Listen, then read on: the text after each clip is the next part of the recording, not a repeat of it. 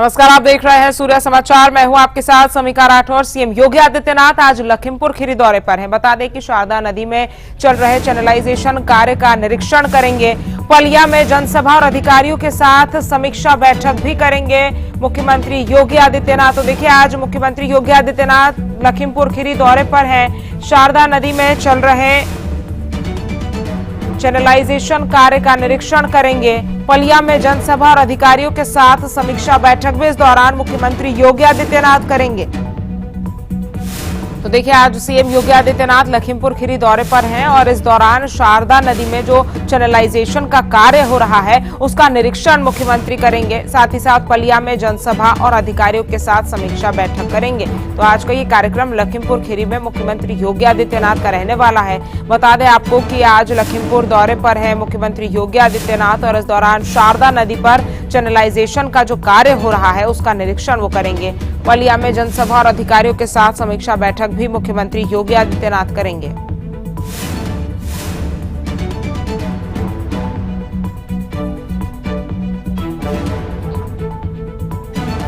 और इसी खबर पर ज्यादा जानकारी के साथ हमारे संवाददाता विवेक कश्यप हमारे साथ जुड़ गए हैं। विवेक, सीएम योगी आदित्यनाथ आज लखीमपुर दौरे पर है, क्या कुछ कार्यक्रम आज रहने वाला है उनका?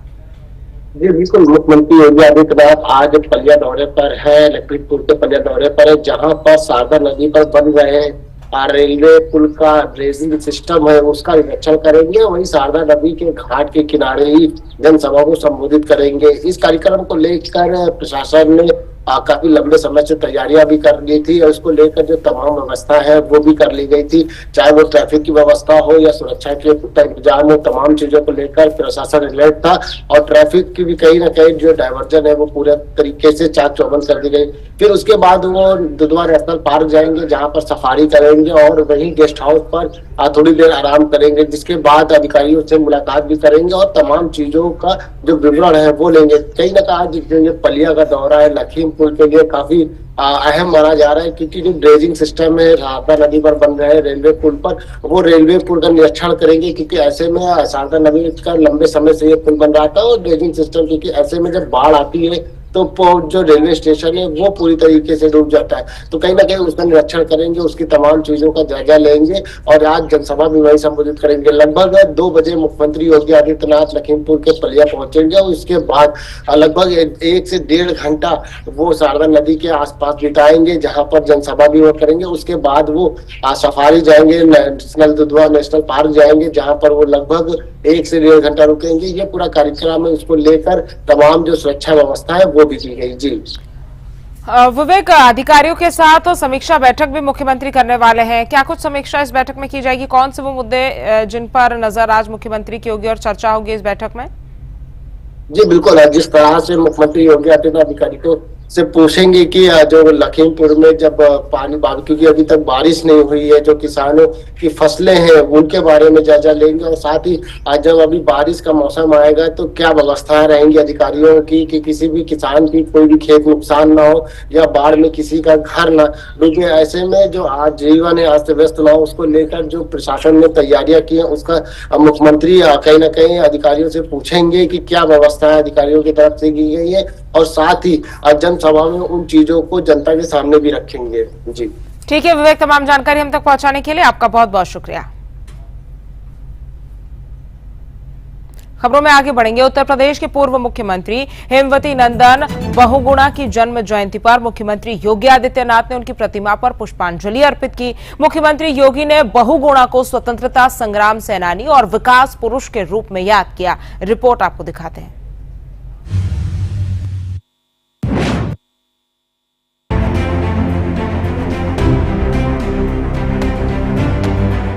उत्तर प्रदेश की पूर्व मुख्यमंत्री हेमवती नंदन बहुगुणा की जन्म जयंती पर मुख्यमंत्री योगी आदित्यनाथ ने उनकी प्रतिमा पर पुष्पांजलि अर्पित की। इस दौरान सीएम योगी ने बहुगुणा के योगदान को याद किया। हेमवती नंदन बहुगुणा, जिनका जन्म 25 अप्रैल 1919 को पौड़ी गढ़वाल में हुआ था, एक महान स्वतंत्रता संग्राम सेनानी थे। सीएम योगी ने कहा कि बहुगुणा ने गांव में स्कूली शिक्षा प्राप्त की और प्रयागराज में उच्च शिक्षा के दौरान स्वतंत्रता आंदोलन से जुड़े थे। उनके अमूल्य योगदान को केंद्र और यूपी सरकार आगे बढ़ा रही है। स्वर्गीय हेमवती नंदन बहुगुणा जी का जन्म हुआ था स्कूली शिक्षा गांव में ही अर्जित करने के उपरांत उच्च शिक्षा के लिए वे प्रयागराज आए और प्रयागराज में उच्च शिक्षा प्राप्त करने के साथ ही आजादी के आंदोलन से वे जुड़ गए थे।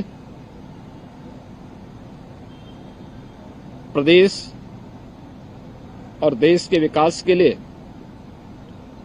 उन्होंने जो अपना योगदान दिया है, उनकी स्मृतियों को लगातार ये सरकारें आगे बढ़ा रही हैं। आज के इस अवसर पर उनकी इस पावन जयंती कार्यक्रम पर मैं प्रदेशवासियों की ओर से स्वर्गीय हेमवती नंदन बहुगुणा जी के प्रति अपनी विनम्र श्रद्धांजलि अर्पित करता हूं।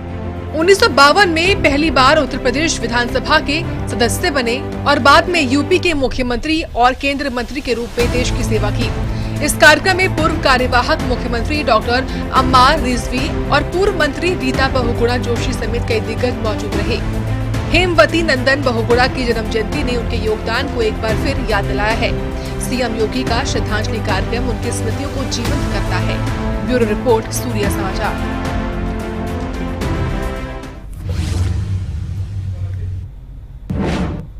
और देखिए, लखनऊ में उत्तर प्रदेश के मुख्यमंत्री योगी आदित्यनाथ ने आज 2 अहम समीक्षा बैठकों की अध्यक्षता की। पहली बैठक में मदरसों में सुधारों पर चर्चा हुई, जबकि दूसरी बैठक में यूपी आउटसोर्सिंग कॉर्पोरेशन के गठन पर मंथन किया गया। सीएम योगी ने दोनों क्षेत्रों में पारदर्शिता और आधुनिकीकरण पर जोर दिया। इसी पर एक रिपोर्ट आपको दिखाते हैं।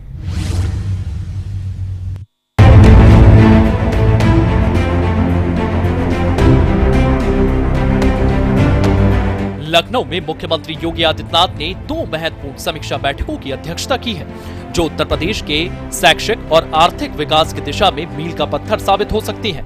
पहली बैठक में योगी ने मदरसों की शिक्षा में सुधार पर गहन चर्चा की है।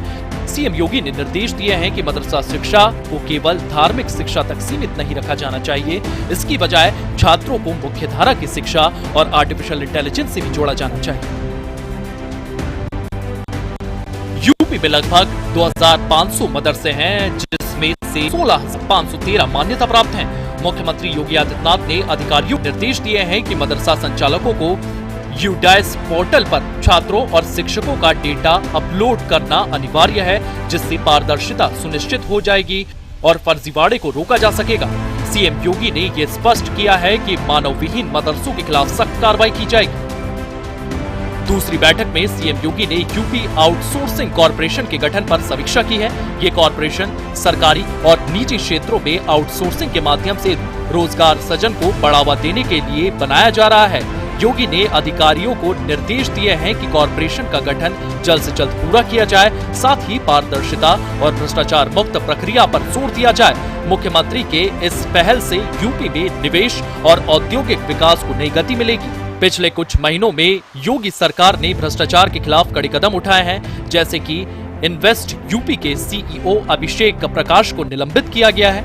इस बैठक में भी योगी ने अधिकारियों को चेतावनी दी है कि किसी भी तरह की अनियमितता बर्दाश्त नहीं की जाएगी। सीएम योगी की इस बैठक से स्पष्ट है कि उनकी सरकार शिक्षा और रोजगार के क्षेत्र में बड़े सुधार की दिशा में काम कर रही है। मदरसा सुधारों से जल्द अल्पसंख्यक समुदाय के छात्रों को मुख्यधारा से जोड़ने की कोशिश है और आउटसोर्सिंग कॉर्पोरेशन यूपी के युवाओं के लिए नए अवसर खोलेगा। मुख्यमंत्री योगी आदित्यनाथ की इन समीक्षा बैठकों ने यूपी में शिक्षा और रोजगार के नए अवसर खोलने के संकेत दिए हैं। मदरसा सुधार और आउटसोर्सिंग कॉर्पोरेशन जैसे कदम वाकई प्रदेश को नई दिशा देंगे। ब्यूरो रिपोर्ट, सूर्य समाचार।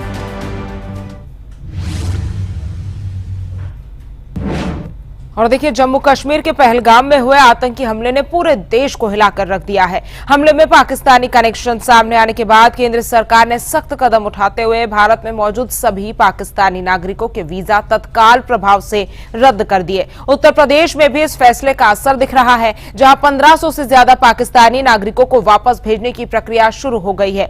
यूपी पुलिस और प्रशासन हाई अलर्ट पर है और जुमे की नमाज को देखते हुए सुरक्षा के कड़े इंतजाम भी किए गए थे। इसी पर एक रिपोर्ट आपको दिखाते हैं।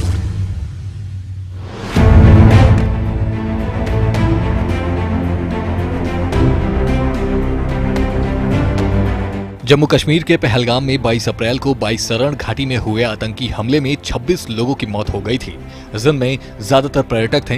इस हमले के बाद देश भर में आक्रोश का माहौल है। हमले में पाकिस्तानी कनेक्शन सामने आने के बाद केंद्र सरकार ने कड़ा रुख अपनाया। सभी पाकिस्तानी नागरिकों के वीजा रद्द कर दिए गए हैं और उन्हें 48 घंटे के भीतर भारत छोड़ने का आदेश दे दिया गया है। उत्तर प्रदेश में भी इस फैसले को लागू करने के लिए पुलिस और प्रशासन ने कमर कस ली है।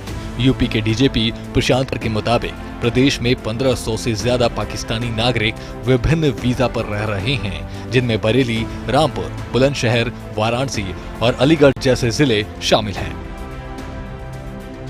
कश्मीर के पहलगाम में आतंकियों द्वारा 26 पर्यटकों को गोली मारकर हत्या कर दी गई, जिसके बाद भारत सरकार सख्ती से पेश नजर आ रहा है। ऐसे में उत्तर प्रदेश के मुख्यमंत्री योगी आदित्यनाथ ने उच्च स्तरीय की बैठक बुलाई, जिसमें एशिया सोम संजय प्रसाद के साथ उत्तर प्रदेश के डीजीपी प्रशांत कुमार भी बैठक में शामिल थे। उसके बाद दिशा निर्देश दिया गया डीजीपी मुख्यालय से कि उत्तर प्रदेश में लगभग ऐसे 1500 पाकिस्तानी हैं जो अलग अलग वीजे पर उत्तर प्रदेश में काम कर रहे हैं और रह रहे हैं। ऐसे में दिशा निर्देश दिया गया है कि जहां पर जो वीजा है उसको कैंसिल कर दिया जाए। अभी फिलहाल केंद्र सरकार की तरफ से कोई ऐसा निर्देश नहीं आया है, लेकिन उत्तर प्रदेश में खाका तैयार कर लिया गया। आपको बता दें कि बरेली में 30, बनारस में 10, बुलंदशहर में 10, ऐसे में कहीं ना कहीं जो खाका है वो तैयार किया गया। फिलहाल सरकार जरूर केंद्र सरकार के दिशा निर्देश का इंतजार कर रही, लेकिन उससे पहले उत्तर प्रदेश में जो तमाम तैयारियां हैं वीजा कैंसिल करने की वो पूरी कर ली गई और साथ ही तमाम जो जिले में पुलिसकर्मी है उनको भी अलर्ट कर दिया गया है, क्योंकि आज जुमे की नमाज थी, किसी प्रकार की हिंसा न भड़कता, इसको लेकर भी कहीं ना कहीं ध्यान रखा गया है। और साथ ही जो वीजा कैंसिल की प्रक्रिया है अब वो तेज हो गई है और साथ ही इसकी रिपोर्ट खुद उत्तर प्रदेश के मुख्यमंत्री योगी आदित्यनाथ देख रहे हैं। अलीगढ़ में भी इस कार्रवाई ने जोर पकड़ लिया है। जिला मजिस्ट्रेट संजीव रंजन ने बताया कि जिले में करीब 50 पाकिस्तानी नागरिक लंबे समय से वीजा पर रह रहे हैं। अलीगढ़ में पुलिस और लोकल इंटेलिजेंस यूनिट इन नागरिकों को चिन्हित करने और उनकी वापसी की प्रक्रिया को तेज करने में जुटी है। जहां तक इसकी संख्या की बात है, ये इंफॉर्मेशन एलआईयू के पास होती है और जो मुझे जानकारी है वो 50 के आसपास है और इस संबंध में केंद्रीय एजेंसियां काम कर रही है। जैसा सहयोग मांगेंगे वैसा दिया जाएगा। शासन से भी सर इसके बारे में कुछ? शासन से अभी तक हमारे पास कोई जियो नहीं आया है। ये बेसिकली ये काम जो होते हैं वो केंद्रीय एजेंसियां या पुलिस के स्तर पे होते हैं, तो उनके स्तर पे कार्रवाई हो रही है। 50 की संख्या से पाकिस्तानियों की है। अब वही मैंने कहा कि ये संख्या जो होती है वो एलआईयू के पास होती है और पाकिस्तान से शॉर्ट टर्म वीजा पे लोग जो आते हैं उन्हीं की संख्या के बारे में बता रहा हूँ। 50 के लगभग है। पहलगाम आतंकी हमले के बाद उत्तर प्रदेश में सुरक्षा व्यवस्था को और मजबूत कर दिया गया है। केंद्र सरकार के वीजा रद्द करने के फैसले ने 1500 से ज्यादा पाकिस्तानी नागरिकों की वापसी की प्रक्रिया को गति दी है। अलीगढ़ जैसे जिलों में प्रशासन और पुलिस पूरी मुस्तैदी से काम कर रहे हैं। ये कार्रवाई न केवल राष्ट्रीय सुरक्षा को मजबूत करने का कदम है, बल्कि आतंकवाद के खिलाफ भारत के कड़े रुख को भी दर्शाती है। ब्यूरो रिपोर्ट, सूर्य समाचार। और देखिए, जम्मू कश्मीर के पहलगाम में हुए आतंकी हमले के विरोध में उत्तर प्रदेश के गाजियाबाद में व्यापारियों ने आज सिहानी गेट बाजार सहित कई प्रमुख बाजारों को बंद रखा। सराफा व्यापारियों ने भी इस बंद में हिस्सा लिया और धरना प्रदर्शन कर आतंकवाद के खिलाफ रोष जताया। वहीं पीलीभीत में पुलिस ने फ्लैग मार्च निकाला और सुरक्षा के कड़े इंतजाम किए। आतंकी हमले के विरोध में गाजियाबाद के बाजार कैसे बंद रहे, क्या कुछ हुआ, इस रिपोर्ट में आपको दिखाते हैं।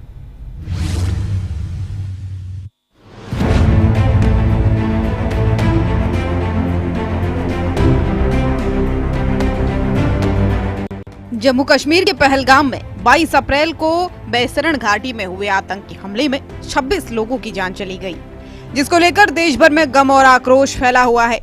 और इस हमले के विरोध में गाजियाबाद के व्यापार मंडल ने सिहानी गेट बाजार सहित शहर के कई प्रमुख व्यापारिक क्षेत्रों में पूर्ण बंद का ऐलान किया। सिहानी गेट के व्यापारियों, जिसमें सराफा कारोबारी भी शामिल थे, उन्होंने अपनी दुकानें बंद रखी और धरना प्रदर्शन किया। व्यापारियों ने आतंकवाद और पाकिस्तान के खिलाफ नारेबाजी की और मृतकों की आत्मा की शांति के लिए प्रार्थना की।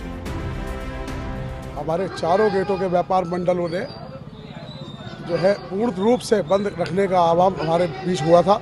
कल शाम हमारा ये डिसाइड हुआ और इस जो घड़ी में जो 28 लोग मरे हैं, जो हमारे बीच से शहादत हुई है उन लोगों की, हम इसकी घोर निंदा करते हैं और आगे भी हमारा व्यापार मंडल चारों गेटों का इसी तरीके से उन लोगों के खिलाफ हमेशा जंग करता रहेगा जब तक कि हमारे उन भाइयों को जो है उसकी वो नहीं मिलती है। ये जो घटना हुई है हमारे साथ, ये हमारे की है, ना कि कहीं और की है। जो लोग बाग ये सोच रहे कि यहाँ की नहीं है, वहाँ की, कल उनके साथ तो आज हमारे साथ होगा और दुकान पर आके वो करेंगे। हम कुछ नहीं कर पाएंगे अगर आज इकट्ठा नहीं हुए हम, तो मोदी जी का हाथ मजबूत करना है तो हम सबको एक साथ होना पड़ेगा। दूसरी ओर पीलीभीत में पुलिस ने पहलगाम हमले के बाद सुरक्षा को लेकर कड़े कदम उठाए। जुमे की नमाज को देखते हुए पीलीभीत पुलिस ने शहर में फ्लैग मार्च निकाला और संवेदनशील इलाकों में अतिरिक्त पुलिस बल तैनात किया। ड्रोन और सीसीटीवी से निगरानी बढ़ा दी गई। वहीं एसपी पीलीभीत अभिषेक यादव ने बताया कि किसी भी तरह की अफवाह या अशांति को रोकने के लिए सोशल मीडिया पर भी कड़ी नजर रखी जा रही है। संवेदनशील जगहें हैं जनपद की, उसमें आज दिन भर हम लोग एरिया डोमिनेशन और फ्लैग मार्चेस करने वाले हैं और ये संपूर्ण जनपद में ही चलेगा। अभी हमने शहर के क्षेत्र में किया, बाकी जगहों पे भी किया जा रहा है और जितना भी पीलीभीत का फोर्स है, सारे फोर्स को अलर्ट किया गया है कि लगातार वो मॉनिटरिंग करते रहे, बॉर्डर्स को भी चेक करते रहे और शहर के और क्या कहते हैं जनपद के अन्य जो इम्पोर्टेंट जगहें हैं वहाँ पे भी इसी प्रकार से फ्लैग मार्च डोमिनेशन करते रहे। प्राथमिकताएं सबसे प्रथम जो रहती है, जो बेसिक पुलिस का काम है कि भाई क्राइम को कंट्रोल करना और लॉ एंड ऑर्डर की कोई समस्या ना हो, और इसके अलावा जो भी व्यक्ति है जो किसी भी प्रकार से ऐसी समस्या को लेके आता है जिसमें पुलिस की आवश्यकता की उसे जरूरत है, हेल्प की जरूरत है, तो उसमें उसकी मदद हो। और जो ऐसा व्यक्ति है जिसकी कोई वो नहीं है, सुनवाई नहीं हो रही है, ऐसी स्थिति अगर कहीं है तो उसको ठीक करना, ये प्रमुख प्राथमिकताएं रहेंगी। पहलगाम आतंकी हमले के खिलाफ गाजियाबाद के व्यापारियों ने बाजार बंद और धरना प्रदर्शन के जरिए अपनी एकजुटता दिखाई। वहीं पीलीभीत में पुलिस ने फ्लैग मार्च और कड़ी सुरक्षा व्यवस्था के साथ शांति बनाए रखने का संदेश दिया।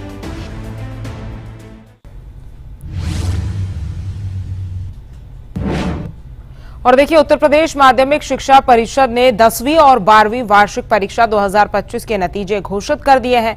इस बार 10वीं कक्षा का उत्तीर्ण प्रतिशत 90.11% रहा, जबकि 12वीं का 81.15% छात्र छात्राओं पास हुए। हाई स्कूल में जालौन के यश प्रताप सिंह ने 97.83 अंकों के साथ टॉप किया। वहीं इंटरमीडिएट में प्रयागराज की महक जायसवाल ने 97.20% अंकों के साथ पहला स्थान हासिल किया। एक बार फिर बेटियों ने शानदार प्रदर्शन करते हुए बाजी मारी। इसी पर एक रिपोर्ट आपको दिखाते हैं।